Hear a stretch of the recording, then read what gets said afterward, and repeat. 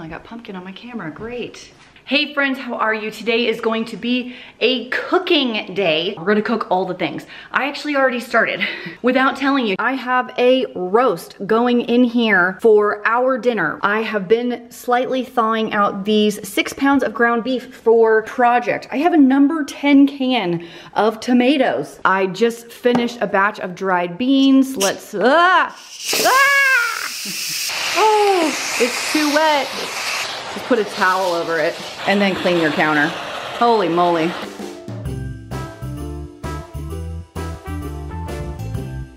But before we actually get started on this portion of the cooking, I've got my purse. We need to go run an errand, so let's go do that.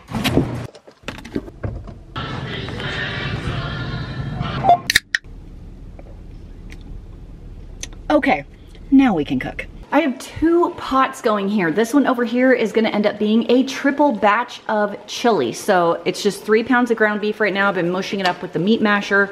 Over in this one, I'm making my homemade lasagna sauce ×3 in this one as well. So I have 3 pounds of ground beef here, 3 pounds of ground beef here. Over here, I have a pile of veggies for my refrigerator. Some celery, ton of onions, bell peppers, some green onions, garlic. So I'm gonna chop all these up and then distribute them into the appropriate pots. Last year I thought about how things can come around just like that if everyone is here to celebrate one day. Chili bowl. I have 3 onions, 1 bell pepper, a whole bunch of celery, and the garlic is coming, but wow, that's a lot of veggies. Lasagna sauce. I have 3 full onions, garlic coming up. Garlic in, and now we can mush up some more. So I'm gonna cook this kind of just like this until the onions are translucent. Translucent in the sun. Ditto over here on the lasagna side. The base of both of these is very, very similar, so it was kind of easy just to make them both. These are gonna cook for a little while. I'm gonna open up my number 10 can of maters and get that divvied out. Lasagna, I have about 3 teaspoons of sugar and 2 tablespoons of dried basil leaves. In here comes, this is about 64 ounces of whole tomatoes out of that big can. Ugh, I'm gonna have to wash that in a minute. 1 can of just tomato sauce, see that? That is all that goes in here. I don't add any salt or any pepper. This is going to simmer for 45 minutes, and then we'll come back, mush up all these tomatoes and see what it looks like.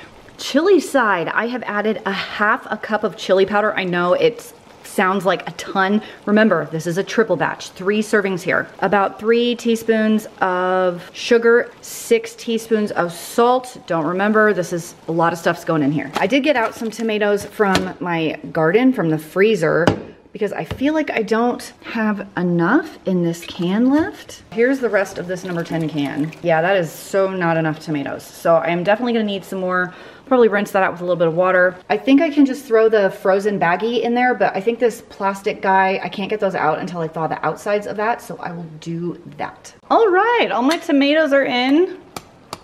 Don't worry, that'll thaw. A few more ingredients I need to put in here, some Worcestershire sauce and some hot sauce, and then this will simmer for about an hour. I am going to prep all of this produce for some salads, for me, for Dave, for Haley if she wants one. So we're just gonna wash up this lettuce, dry it off, and then chop up these veggies, maybe do some cut up cheese in there for some salad kits.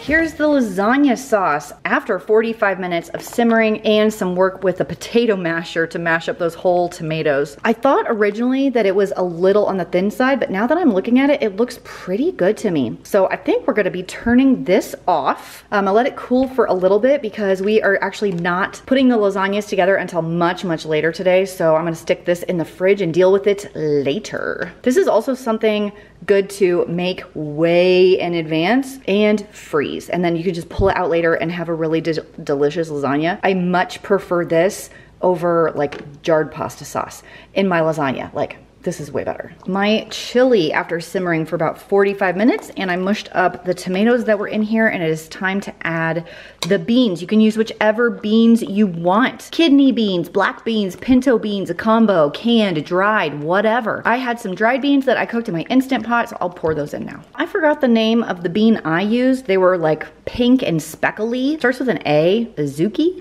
I don't know. They're kind of like pinto beans, but anyway, I did about 1.5 pounds. It was a lot. Actually, it may have been 2 pounds. I just had them in a mason jar. They were in a quart-sized mason jar dried before I cooked them. It's a ton, and I put all of them in here. So I'm gonna simmer this for about 15-20 minutes, come back and taste for seasoning, and then I'm gonna see if I need to add salt, pepper, anything like that, and the chili will be done. Boom. We are done with the chili, so I am going to put this in my blast chiller, AKA my back patio steps, because it's like 20 degrees outside, so it'll cool off nice and quick. I'm gonna freeze 2 portions of this, and then the other one I'm gonna stick in a Tupperware, and I will be delivering it to a family who needs a dinner tomorrow night, along with some homemade cornbread. And wait until you see that recipe.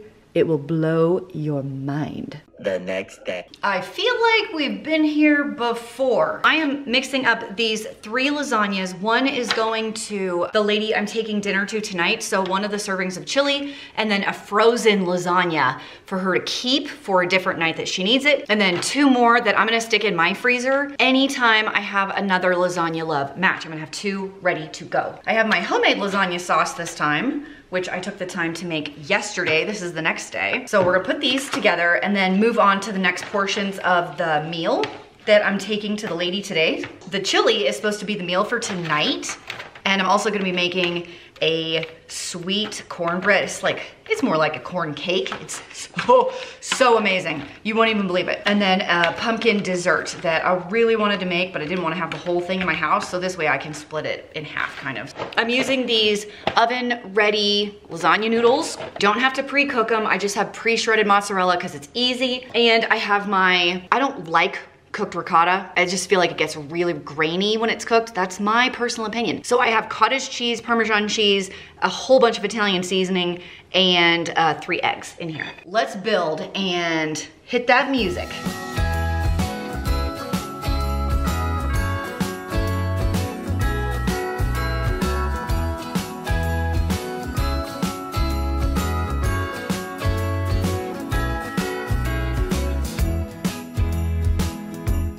Here we go, 3 lasagnas ready for the freezer. I put the instructions right here on the top. And what I love about this one is you can bake it from 100% frozen. It just takes about 2 hours, but you could just take it straight from the freezer, straight to your oven. Let me see if I can find room in my freezer for these. We will move on to the baking portion of the video. Time to get baking. Are you ready? To go with the chili that we made yesterday, and I'm taking over to the family, we're gonna make a corn cake. This is probably one of the single most delicious things I have ever had in my life. I got this recipe from a friend. We're gonna call this Mandy's corn cake. Mandy, this is where I got this. So far, here's what I have going. I separated 4 eggs, so I have my egg whites here. I'm gonna whip these up to get a meringue going. So set those to the side, and I have a wet ingredient and a dry ingredient situation. I need to change that angle, don't I? In my dry bowl situation, we are gonna do cornmeal, flour, baking powder, salt, and sugar. Not very many ingredients. This is enough to fit a 9x13 baking pan, and I'm gonna half it. So I'm gonna give half to this family and half to us, which is why I'm making so much. If you wanna do an 8x8, just slice it in half. 1 cup of cornmeal, blop. 2 cups of flour, 1 and 2. 1 teaspoon of the baking powder. A half a teaspoon of salt. I just have plain old salt. That's almost gone. A 1.5 cups of sugar. Yes, a 1.5 cups. I told you it was delicious. Just using cane sugar here. 1.5 cups. Whisk it vigorously. Set that to the side. In my wet bowl, I have my 4 egg yolks, to which I will add 1 cup of milk, 1 teaspoon of vanilla measured with your heart, 12 tablespoons of melted butter, and they've kind of cooled, so they're not gonna cook up my egg yolks. And we'll whisk that together. I will add my wet ingredients to my dry ingredients. Here we go. And mix until combined. I love this dough whisk right here. It's like my favorite thing I ever got. Now we're gonna add our egg whites that I beat with a hand mixer until they were big and fluffy. Fold in the egg whites with trying not to like mush them up. I like to do half and then half again so we don't deflate all that air. Wow, that is thick today. Woo-hoo-hoo. That is what we're looking for. Look how beautiful it is. So I'm gonna bake this at 350 degrees for 30 minutes, and I'm gonna do one foil pan that I'm gonna take to the family, and then one 8x8 or 9x9 pan that we're gonna keep here. Make sure you spray these. Hopefully I can divvy these out equally. Corn cake is complete when it's like firmish to the touch. So this one's for us. I don't think I'm gonna put a lid on this one because it's pretty hot, but I'm gonna put this on a heating pad, and then we're gonna take over the two dinners right now, this one with the chili, and then the frozen lasagna for a future date right now. The only thing that would make that better is a little bit of melted butter on top. Dang, that's good. Go make it. Just do it. For the dessert portion, we're gonna make these pumpkin streusel bars from Mel's Kitchen Cafe. I'll leave a link below. These will rock your world. These are so good. In my stand mixer right here, I have a Bosch universal mixer. All I have is 1 cup of softened butter, to which I will add some sugar, the base of all deliciousness. Butter and sugar creamed together. I love it. So I have 1 cup of granulated sugar. I am using cane sugar because I'm about trying to use this guy up. And a half a cup of packed brown sugar. Cream those together, and when you're creaming butter and sugars together, you cannot over mix it. The longer it goes, the more air that gets whipped into it, and the fluffier and more delicious it ends up being. So let her rip. Here is our batter, and we'll add 2 more, well, maybe 3 more ingredients. 1 cup of pureed pumpkin, not pumpkin pie filling. 2 tablespoons of water just to thin it out. Some vanilla, and I mean, you can measure this if you want to act like a caveman, but I figured that's about it. And mix one more time. Looks orange and smells like baby food, so it's time to add the flour. And I know what you're thinking, where the heck are the eggs? Well, that's because there are no eggs in this. Can you believe it? No eggs in this. 2.5 cups of flour. I'm just using regular all-purpose flour. I would assume if you use the 1-to-1 flour from, I think it's Bob's Red Mill, that it would turn out similar. 2.5 teaspoons of cinnamon. If they're slightly heaping, that's probably fine because cinnamon is amazing.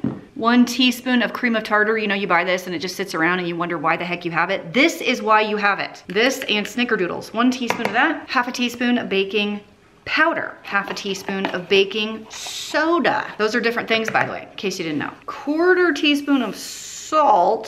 Bloop. And 1/4 teaspoon each of nutmeg and allspice. Did you know that allspice is an actual spice? It's not just a combo of spices. Common misconception. Let's mix all this up and pour it in our baking pan. I have a 9x13 metal baking dish with some parchment paper, and I did grease it. If you're using a metal pan, it's gonna be 350 degrees in your oven. If you wanna use a glass pan, I'd take it down to 325.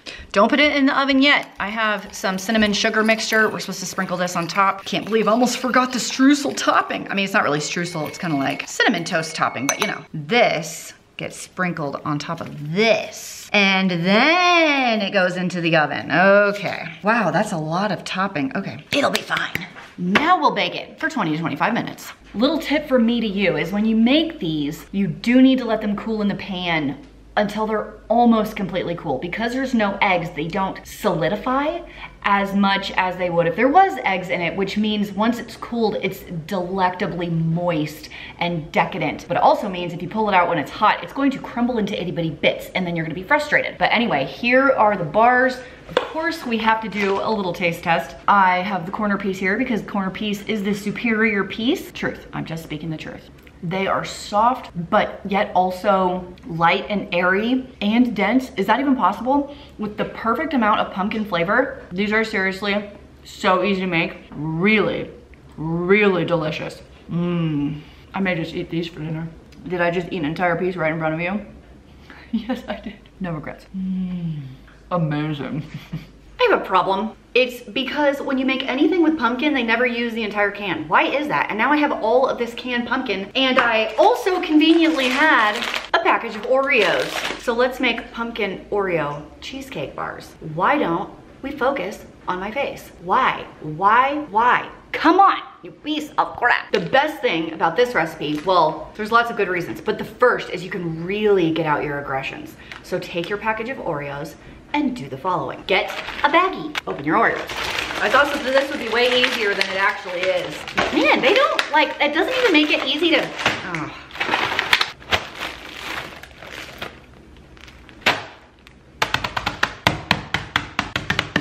And just beat the crap out of it.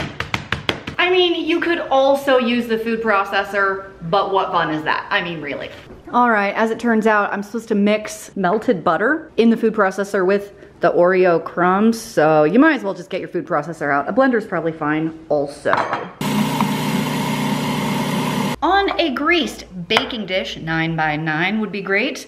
Let's dump our butter and Oreo mixture. Okay.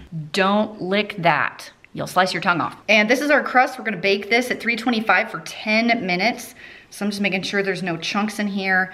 And then we're gonna kind of mush it onto the bottom and up the sides. I feel like this pan is not big enough, but this is what the recipe says to use, so we will do it. But it is not looking like it's gonna work. Okay, we're gonna go up the sides a little bit more, I think. Wow, we should always use Oreos and butter as a crust for stuff. It smells amazing. 10 minutes. 15 ounces of pumpkin. Oh, I measured it myself. It's not precarious at all. Oh my gosh, what did I do? And oh, I still have pumpkin left.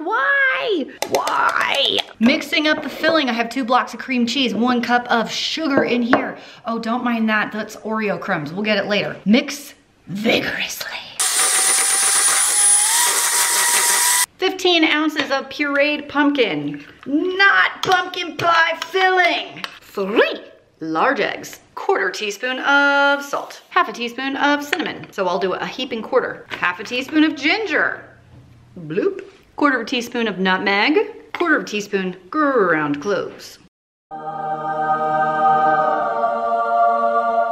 2 tablespoons of flour, and then we'll mix that all together until it is combined. Upon further perusal of the recipe, we have some problems. Number 1, I'm supposed to mix sour cream with sugar as a topping, and I don't have sour cream. We will be X-naying the topping. Also, I was supposed to save some of the Oreos to crumble up on top to, you know, make it aesthetically pleasing. Didn't do that either. Oops. Just like I suspected, we're gonna have an overflowing issue here. There is no freaking way this filling fits this pan. And now, okay, here we go. Oh, wow, it's full. Okay, should I take it all the way to the top? I like to live dangerously. There's not even room for a topping. This is really precarious. Bake for 50 to 60 minutes until the edges are set and the center is jiggly.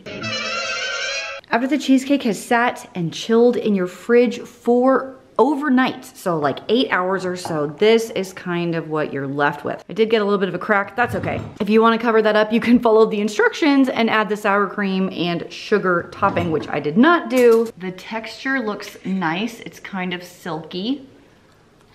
All right, if you like cheesecake and pumpkin, this is very good. I could see how the sour cream would be a nice touch, give a little more tang, and this Oreo crust is bomb. I let it run a few more minutes. When I do it again, I'm gonna go less time. Stop it right at the 50-minute mark. Don't add extra 5, just let it like finish cooking in the pan. That is going to wrap up this video, all of the cooking, all of the food. I hope you are inspired to cook ahead a little bit and give your family some delicious treats and save yourself some time in the process by making lasagnas ahead, making chili ahead, really busting out those pumpkin treats to use up the canned pumpkin you have in your house, just like I have in my house. You could make like 10 pumpkin pies. Is that too many? Probably not. That's it for today. Bye-bye. Rocking around the Christmas tree. What's the rest of the words? With a happy soul thing. Alexa, play Rocking Around the Christmas Tree.